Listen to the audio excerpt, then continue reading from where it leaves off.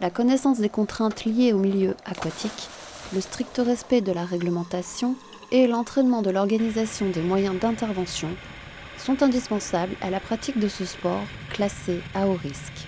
Dans le cadre de la prévention, un exercice en mer de simulation d'accident de plongée est organisé à bord du bâtiment Narcose de l'école de plongée L'Aventure Bleue à Bormes-les-Mimosas, en coopération avec les intervenants de l'Action d'État en mer, le CrossMed, le SAMU 83 et l'hélicoptère de service public de la flottille 35F, basé à Hyères. L'objectif, c'était de recevoir les personnels du CrossMed de la garde, à côté de Toulon, à bord de Narcose, puisque c'est avec ces personnels qu'on va être en contact lors d'une alerte pour un accident de plongée.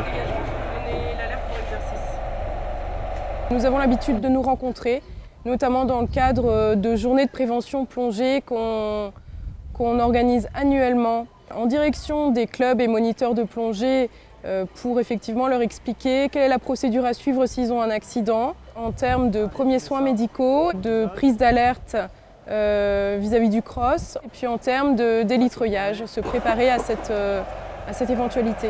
Et on voulait se rendre compte de ce qui se passe quand on est à la place de l'accidenté. Il faut être réactif. Lorsqu'un diagnostic vital est engagé, on va déclencher l'alerte.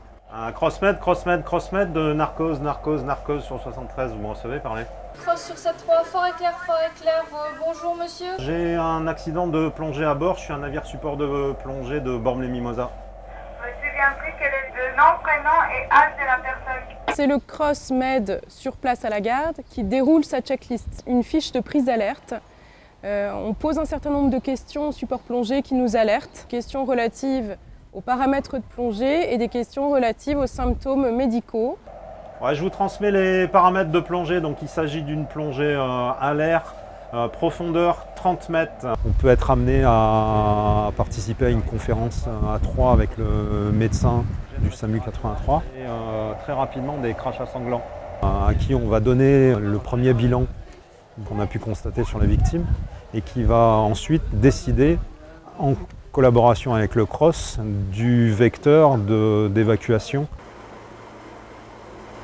On a reçu à bord par treuillage le médecin, l'infirmière, le matériel et ensuite la civière pour l'évacuation. Le diagnostic final dépend du traitement et de la rapidité avec laquelle le traitement va être mis en œuvre. Le premier point, c'est l'oxygène à bord du navire support de plongée qui va être administré le plus tôt possible. Et ensuite, une fois que le médecin est à bord et qu'il prend en charge la victime, il va falloir l'évacuer assez rapidement sur un hôpital et sur un caisson hyperbare si c'est un accident de décompression. Le fait de pouvoir s'entraîner et d'avoir signé cette convention avec la Marine nationale pour pouvoir faire des exercices avec l'hélicoptère de service public, ça me semble primordial. Du point de vue du cross, cet exercice s'est vraiment bien passé. Il faut reconnaître qu'on est avec un support plongée qui a vraiment l'habitude de ce genre d'exercice et ça montre tout l'intérêt et l'importance de s'exercer régulièrement.